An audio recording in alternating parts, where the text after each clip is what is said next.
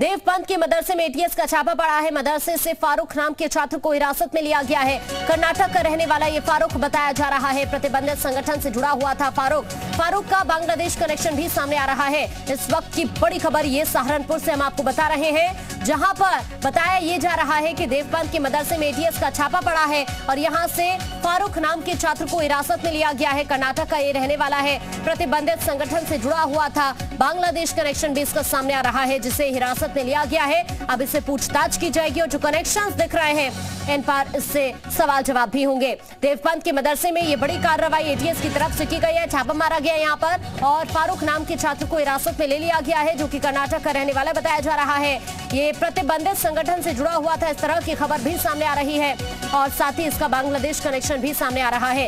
ये सहारनपुर से इस वक्त की बड़ी खबर हम आपको बता रहे हैं। एटीएस ने हिरासत में लिया एक छात्र को यहां से छापेमारी के दौरान। इस वक्त की ये बड़ी खबर है सहारनपुर से। देवपंत के मदरसे में एटीएस की तरफ से छापामार कार्रवाई की गई है और यहां पर एक छात्र फारूक नाम का, इसे हिरासत में ले लिया गया है। अब इससे पूछताछ की जाएगी क्योंकि इसके बांग्लादेश कनेक्शन की बात भी सामने आ रही है। इसको लेकर भी इससे सवाल किए जाएंगे। साथ ही बताया यह भी जा रहा है कि ये प्रतिबंधित संगठन से जुड़ा हुआ था और इसको लेकर भी इससे सवाल जवाब होंगे। कर्नाटक का रहने वाला ये बताया जा रहा है, जिसे यहाँ से हिरासत में ले लिया गया है। एटीएस की तरफ से छापेमार कार्रवाई देवपंत के मदरसे में की गई है। विशाल इस वक्त हमारे सहयोगी हमारे साथ जुड़ गए हैं। विशाल का सीधा रुख है। विशाल, एक बड़ी कार्रवाई एटीएस की तरफ से देवपंत के मदरसे में खबर है, एक फारूक नाम के छात्र को हिरासत में लिया गया।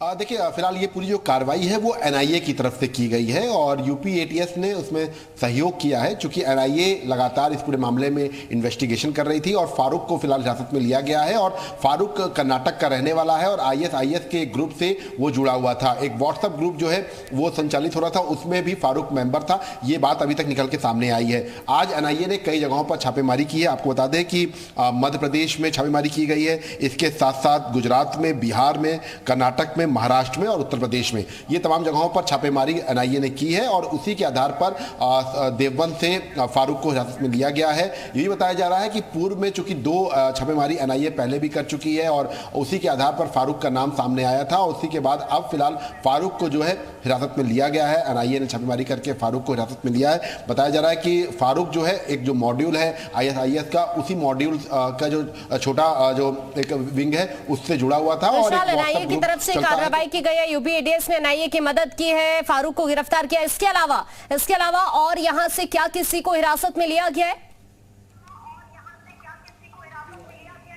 देखिए, अभी इसके अलावा और किसी को हिरासत नहीं लिया गया, लेकिन ये बताया जा रहा है कि संदेश जो है वो कुछ एनआईए को ट्रेस हुए थे और उसी टिप ऑफ के बाद एनआईए ने पूरी कार्रवाई की है। और पिछले दिनों कुछ जो गिरफ्तारियां हुई थी उसके आधार पर एनआईए को फारूक का नाम जो है वो सामने निकल के आया था। जब पिछली बार एनआईए ने जब रेड की थी, आपको नाम बता देते हैं कि एनआईए ने 13 मार्च को देवबंद से एक हॉस्टल से इनामुल हक नाम के व्यक्ति को गिरफ्तार किया था और उसी के बाद से फारूक का नाम जो है सामने आया था कि फारूक नाम का भी है। हालांकि लोकेशन ट्रेस नहीं हो पाई थी, लेकिन उसके बाद अब जब एनआईए को पूरा टिप ऑफ मिला है तो उसके आधार पर फारूक की को हिरासत में लिया गया है और फारूक से अभी फिलहाल पूछताछ की जा रही है और बताया जा रहा है कि जो गिरफ्तारी है वो आज दोपहर के बाद तक दिखाई जा रही है। कोई अन्य क्लू भी यहां से मिला है क्या विशाल, छापेमार कार्रवाई के दौरान मदरसे से?